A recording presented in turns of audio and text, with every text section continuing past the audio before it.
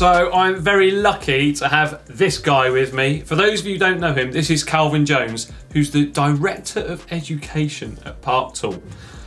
I reckon you could just call him really the oracle of cycling mechanics. But today, well, Calvin has been lucky enough for you at home or wherever you're watching this video to actually talk about the 5 most common mistakes that a cyclist can make when it comes to mechanical problems or fixes. The first one you said is people asking the wrong questions. That's right. You're not defining the issue for yourself, and especially if you're dealing with a professional, going into the shop, going to your friends with the wrong.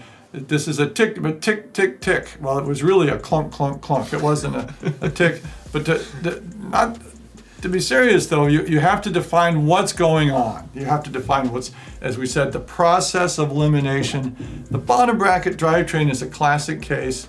There's a creak in there. You go to the shop, and I need a new bottom bracket. Put a new bottom bracket in. So 150 quid later, you walk out the shop, and it's still noisy. Well, it was the crank arm chain ring bolt. Maybe it was. We didn't define what was going on. So. You have to eliminate different issues. There's a subtle, maybe some subtle. There's also a problem there, though, related to my second one, lack of confidence. When we start doing what I call, well, it's the pasta theory. We're throwing spaghetti at the wall. Let's put on new pedals. Let's put on, and we'll just keep pouring some money, just keep pouring it in, and eventually it's quiet. Oh. Finally, I fixed it, John. It must have been the crank, chain ring, bottom bracket, pedal, shoe, and it was my knee. Since I got my knee replaced, now I'm okay. So, lack of confidence. Number 2, define it, get in there, and do it. So. Yeah, solve that problem. Yeah. And then, well, we've got the wrong tool for the job, which is a classic we see, isn't it? And I that is probably for me, when I see someone using the wrong tool, it makes me cringe inside. It's horrible, isn't it? Well, it's horrible. Yeah. But and to be fair though, technology does move along, and we see this a lot. Boy, I had a bike in college and it was great, and I got my job and career, and now I got some time finally. I'm going to get back into my bike, and I bought this nice modern, I got my track / canyon / whatever, and I'm going to get out my tools that were good in 1980. Yes. Dusting off the cobwebs. Well, this now is a 12-speed chain. It's this thin, not this thin. Yeah. And so what tools used to work, okay, well, the stick and the rock is still inappropriate. That's used still today, but a lot of the specialty tools, there's a lot of new ones. Bottom brackets, this ain't your grandpa's bottom bracket anymore. No. So right tool for the job. Yeah, definitely. Because, well, you just don't want to risk damaging the component, do you? Just, no. Because things are getting more and more fragile. That's a good point. Well, why is that? If you're trying to design something to be lighter, it's going to be less and less, material in there. So, what about rushing around then? Oh, gee, I would like to answer that, John, but I can't. I gotta go. I gotta ride with the guys in 5 minutes, and my bike's not ready. So I gotta go fix my brakes. Wait! Come on. I should have. Take your time. Why didn't I do this last night when you told me? Yes. So take the time to read. If you rush, trying to get through it. The nice Band-Aid solution. All right, we're going to take some gum, right, and some baling wire and fix it just for now, and we'll get to it later. You won't. No. You won't. So don't rush and do it ahead of time. All right, that's the people. We had a question earlier. What do I carry in my bike bag? Okay, I got this and I got this and this.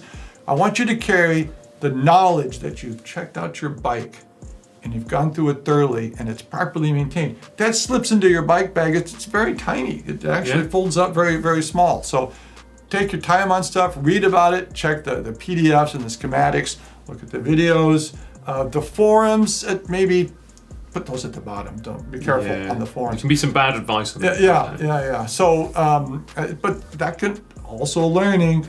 Don't do with what that guy did, and taking pictures of the assembly, what goes where before you start. So think about it ahead of time.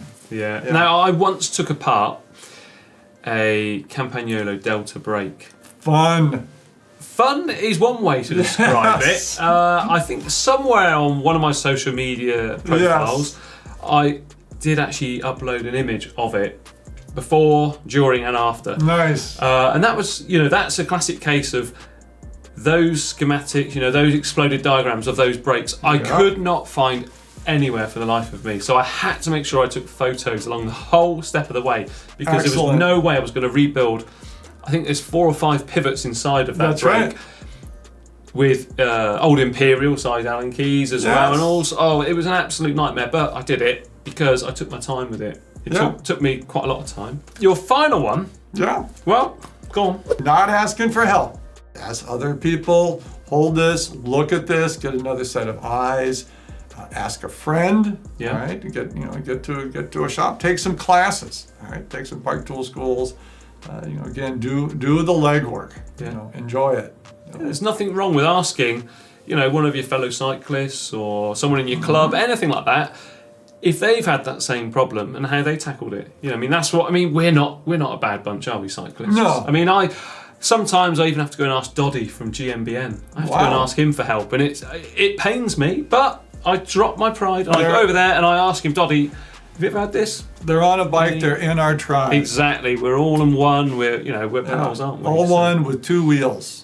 So yeah. Ask. Never be afraid to ask, because we've been asked, I'm sure you as well, questions which they get embarrassed to ask, don't they? They always say, oh, I'm really sorry, this is a newbie question. But everybody starts somewhere, don't they? That's right. And actually, they're probably the easiest questions to answer, because they're quite a simple or basic one. Right. But being fresh, coming in with fresh ideas and asking those new ones, it's good. Yeah, it's great. Bring it on. But anyway, those are Calvin's, 5, biggest sort of maintenance issues that people run into, and, your solutions really for getting through them effectively. Right. I guess that's Jump in the pool.